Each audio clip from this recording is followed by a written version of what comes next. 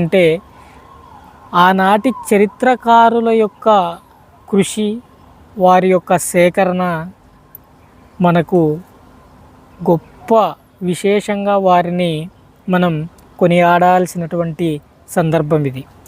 ఎందుకంటే ఈ చరిత్ర తెలుసుకోవాలి అంటే మనకు ఈ చరిత్ర సేకరణ ఎలా జరిగిందో కూడా తెలుసుకోవాలి.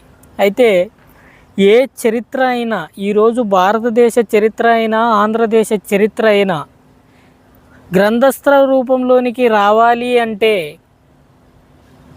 ప్రామాణికంగా రెండిటిని పరిగణలోనికి తీసుకోవాల్సినటువంటి ఆవశ్యకత ఏ చరిత్రకారుడికైనా కూడా ఉంటుంది.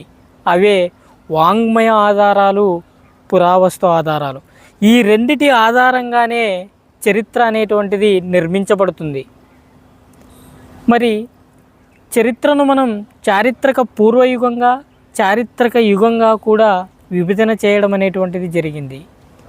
అయితే ఎక్కడైతే లిఖితపూర్వకమైనటువంటి ఆధారాలు లభించకుండా ఉంటాయో ఆ చరిత్రను చారిత్రక పూర్వయుగంగా చెప్పుకుంటారు.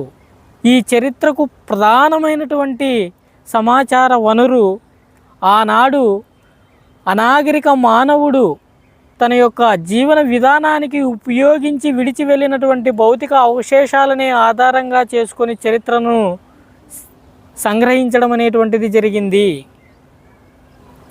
భౌతిక అవశేషాలు అంటే ఏవైనా అవ్వచ్చు. ముడి సరుకులకు వినియోగించినవి అయి ఉండొచ్చు, తన వంట సామాగ్రికి వినియోగించినవి అయి ఉండొచ్చు, తన వాణిజ్య విధానానికి వినియోగించినవి అయి ఉండొచ్చు. వీటన్నిటినీ తీసుకొని ఊహాజనితమైనటువంటి కొంత సమాచారాన్ని కూడా కల్పితం చేస్తూ చరిత్రను లిఖించి ఉండవచ్చు. మరి కొన్ని పురావస్తు ఆధారాలని ఆధారంగా చేసుకొని కూడా చరిత్రను లిఖించి ఉండవచ్చు. మరి అయితే మనకు వాంగ్మయ ఆధారాలు, మరి భారతదేశ రచనకు దోహదపడినటువంటి ప్రథమైనటువంటి వాంగ్మయ ఆధారంగా ఋగ్వేదాన్ని ఈనాటికి కూడా చరిత్రకారులు కొనియాడుతూ ఉన్నారు. క్రీస్తుపూర్వం 2000 సంవత్సరంలో ఋగ్వేదం అనేటువంటిది బహుజన మధ్య జన సమూహంలో విరాజిల్లినదిగా తెలుసుకోవాల్సినటువంటి పరిస్థితులు ఉన్నాయి. మరి ఈ ఋగ్వేదంలో ఉన్నటువంటి కొంత రాజకీయ పరిస్థితులు, సాంఘిక పరిస్థితులు, ఆనాడు వాణిజ్య పరిస్థితులు ఇవన్నీ ఉన్నాయా? కొంతవరకు సమాచారాన్ని మనం తీసుకున్నామా అంటే ఇది ప్రథమంగా కూడా మౌఖికంగా ప్రాచుర్యంలోకి వచ్చింది అనేటువంటిది తెలుసుకోవాలి. ఆ తర్వాత లిపి అనేటువంటిది సృష్టించబడిన తర్వాత అది పుస్తక రూపాన్ని ధరించింది అనేటువంటి దానిని కూడా మనం గమనించాల్సినటువంటి విషయం.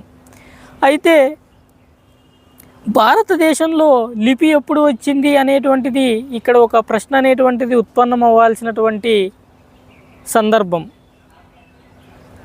భారతదేశంలో బౌద్ధ మతం ఎప్పుడైతే ఆరంభమవుతూ ఉందో ఆ దశలోనే భారతదేశంలో లిపి అనేటువంటిది వాడుకలోకి వచ్చింది, జన సమూహంలోకి వచ్చింది అనేటువంటిది అనేక మంది చరిత్రకారుల యొక్క అభిప్రాయము.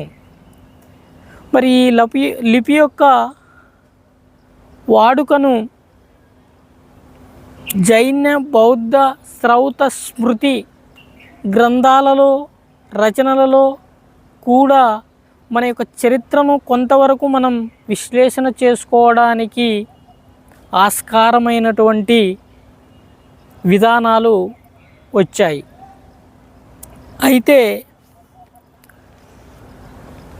చరిత్రకారులు అనేక మంది తమ యొక్క అభిప్రాయాన్ని వెలిబుచ్చేటువంటి సందర్భంలో ఎప్పుడైనా కూడా చరిత్రను విశ్లేషించేటప్పుడు వాంగ్మయ ఆధారాలకు, పురావస్తు ఆధారాలకు పరస్పర వైరుధ్యంతో కూడుకున్నటువంటి సన్నివేశం ఎదురైనప్పుడు తప్పకుండా పురావస్తు ఆధారాలనే ప్రామాణికంగా చేసుకొని చరిత్రను విశ్లేషించండి అని అనేక మంది చరిత్రకారులు తెలియజేస్తూ ఉన్నారు. కాబట్టి ఆంధ్రప్రదేశ్